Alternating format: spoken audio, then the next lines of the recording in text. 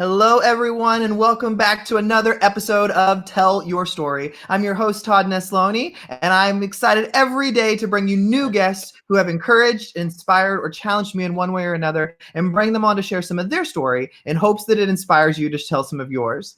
Guys, I cannot believe that this conversation is about to happen today. My buddy Greg Coleman and I are like the biggest fans of Netflix's hit show, The Circle, and I have my favorite contestant from that show on with me today. Shoebomb, thank you so much for being here. Kind of tell everybody who you are if they don't already know. Yeah, Todd, thank you so much, man. That really means a lot.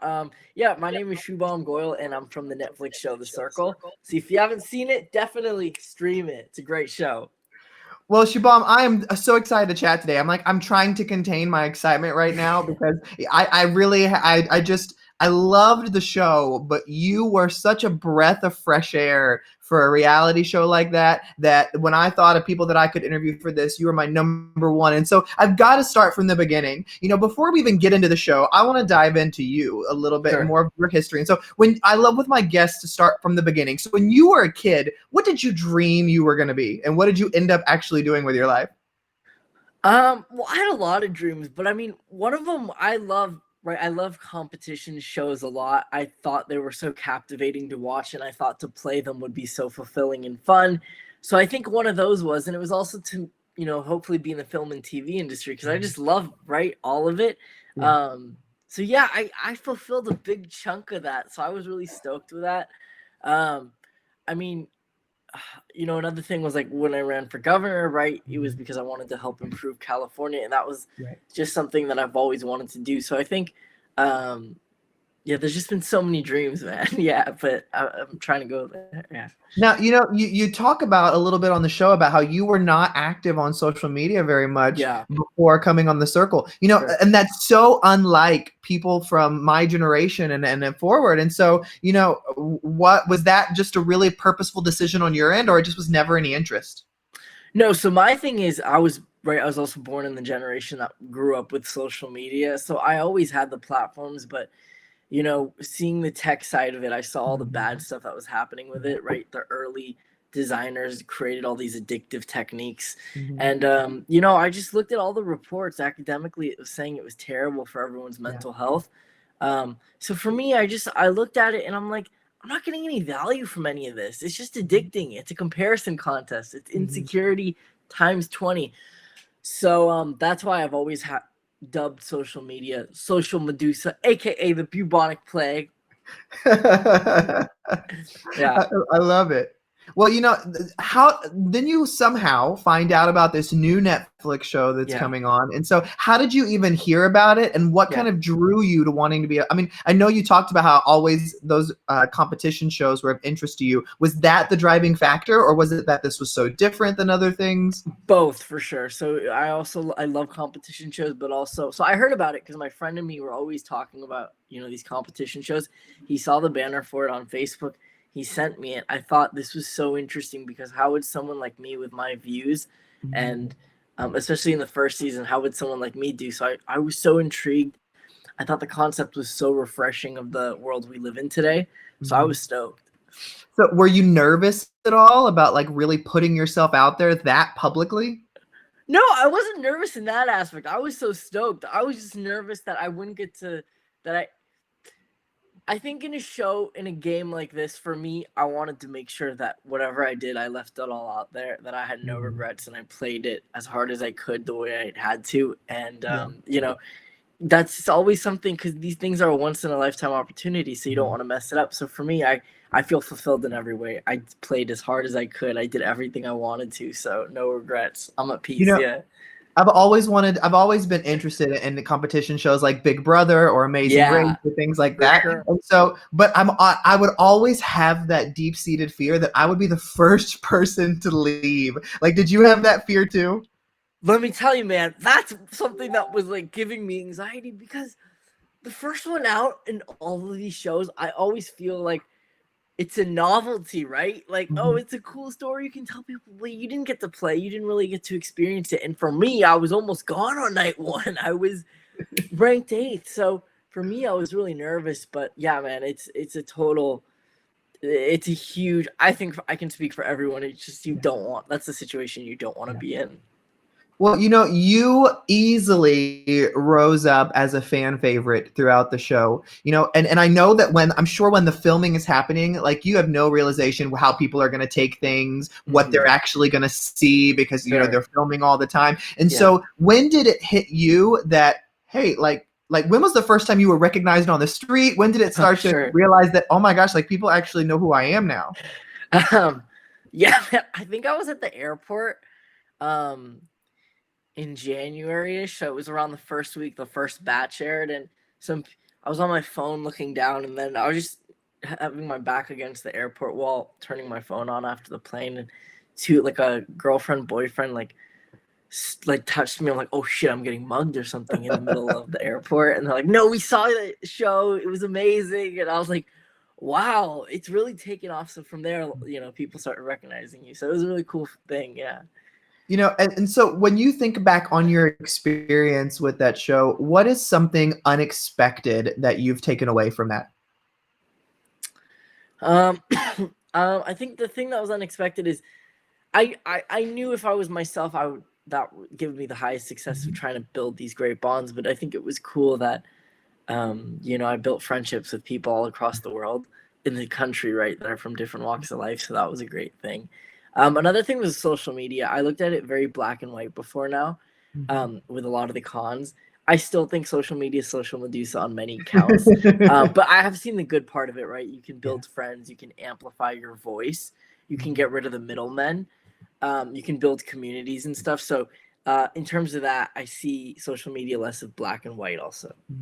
Well, I really connect with what you say when you say social media, a social Medusa, and you describe the way sometimes that it can be more damaging to somebody than good. And Yeah. so, my question then is, you have kind of insulated yourself a little bit from being too heavily involved in that before the show. And then the show puts you out there, and now you have this kind of environment where everybody's got an opinion about you, what you did, who you were, things like that. How do you protect yourself where their opinions don't become what you believe and know to be true about who you are? Like, how do you not let their ideas and those doubts take root in your own life? Sure, that's a good question. I mean, for me, like, whenever you do something different, everyone's got something to say. I always said, even if you go to the water fountain and get water, someone's got an opinion. I mean, it hasn't phased me there, and it won't phase me now. And if you let that happen, then, you know, you shouldn't be in that fit. You shouldn't be doing it. But for me, yeah, I mean, it's always gone here and then there. I mean, it's cool. You can have whatever opinion you want, good, bad. But, like, for me, it doesn't change a thing. I love that. Well, Shuby, now the name Shuby, was that in existence before the circle? Like, did people ever call you that before? Yeah, I mean, it was a nickname, right? So people would call me Shoobs, Shooby. Most of the time, they'd call me by my name, Shoebomb. But yeah, that's why it was so interesting that I didn't bring it up on the show, but it came from people. So that was really cool to see. Like, that was funny.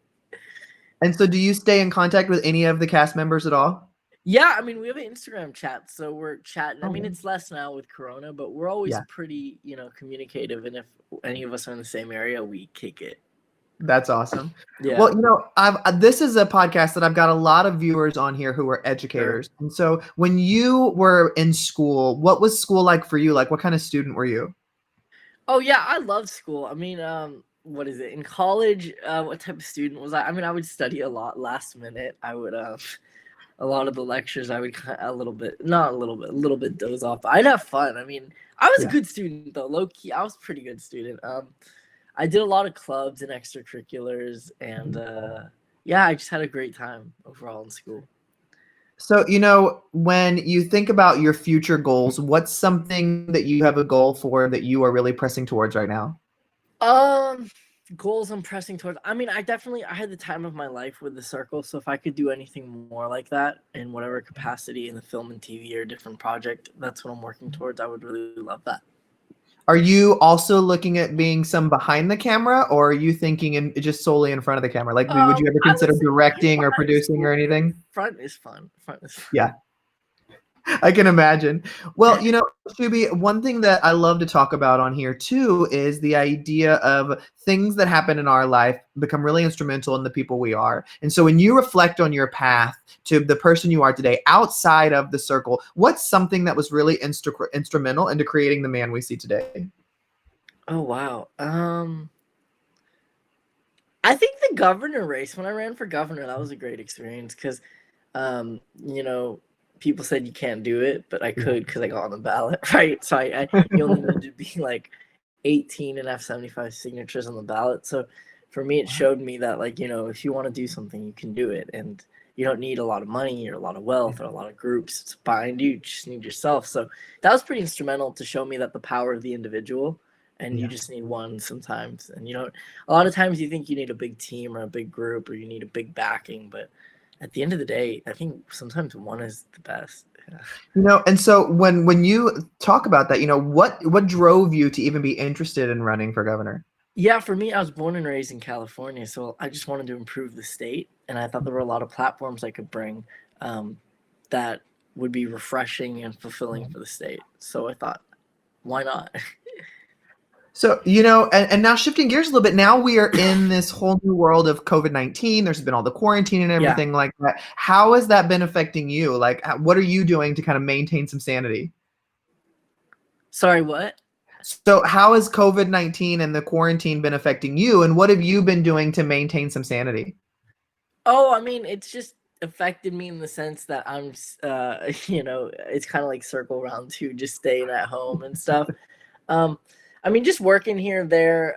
There's more time just to relax and stuff and to think and just. I think it's just that for me, the biggest thing was just to decompress and just relax from the whole stimulus of the world. So it's been nice in that sense. But yeah, man, it's crazy though what's happening with the whole COVID thing. And so, when you think back on the circle again, jumping back to that, if there were ever an opportunity to come back and maybe potentially like a season where like they throw in some people who were there before or anything like that, would you ever consider doing like another season of the circle? I'd be there in a second. Of course, man. Yeah, there's for sure. I had the time of my life. Let's keep it going. Yeah, I would be there.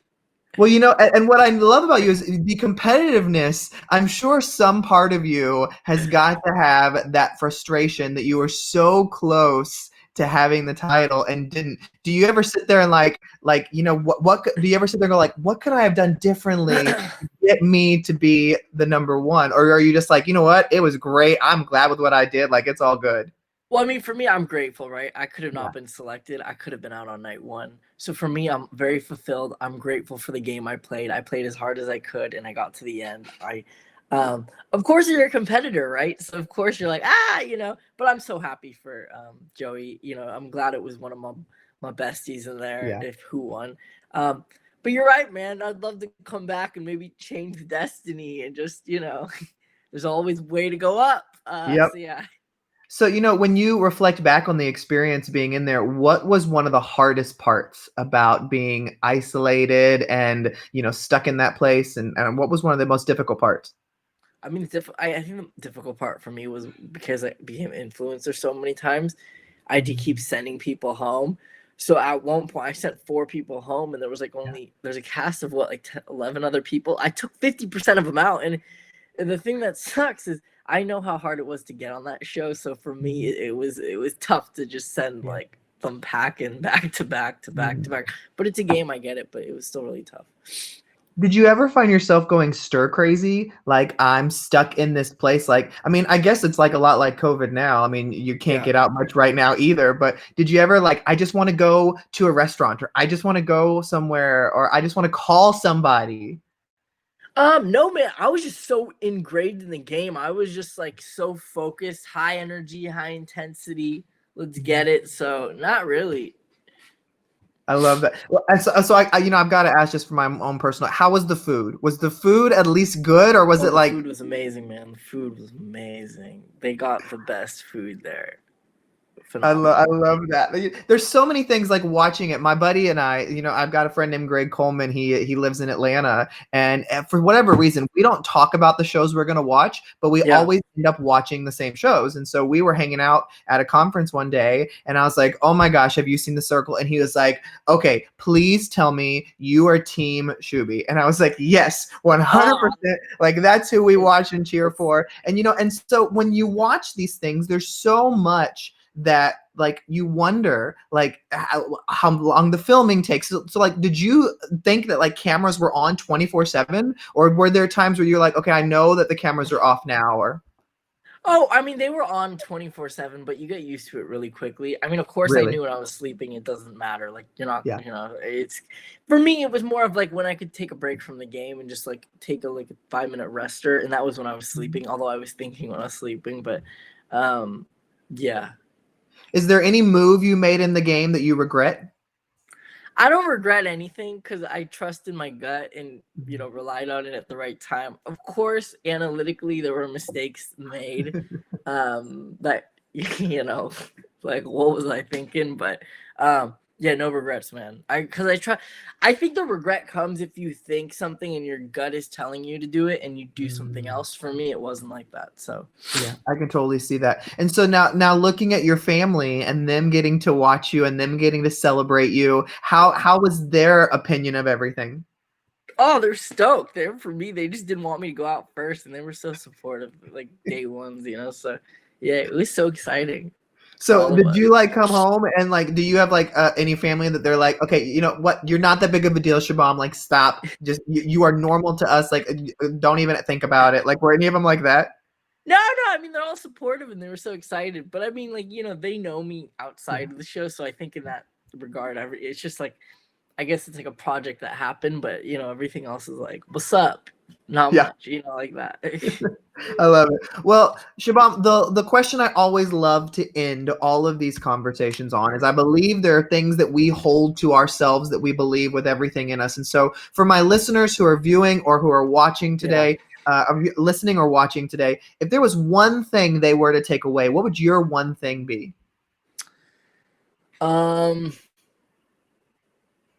I guess my thing is just trust your gut and then Yeah. just hit it. Yeah. Go with the wind. No, lead the wind. Don't wait for anything. And I love that. I mean, I think everyone says that. So you're not. I just shoot for it. That's my thing. Just shoot for it. Well, I think you're a perfect example of always going for what you want and dreaming big and then Oh, just thanks, man. being who you are. So I can't tell you enough how excited I was to be able to have this conversation with you. I'm such a fan, and I never Oh, in a thanks, man. million years thought that you would say yes. So thank you for making some time for me Oh, today. thank you. No, of course, man. Thank you for inviting me. This was so fun. And thank you, everybody, for listening or watching another episode of Tell Your Story. Remember, you can check out past episodes on iTunes, Spotify, SoundCloud, YouTube, wherever you get your stuff, it's there. I hope today's conversation with Shubham has encouraged you to get out there and tell your story because every story matters. Matters.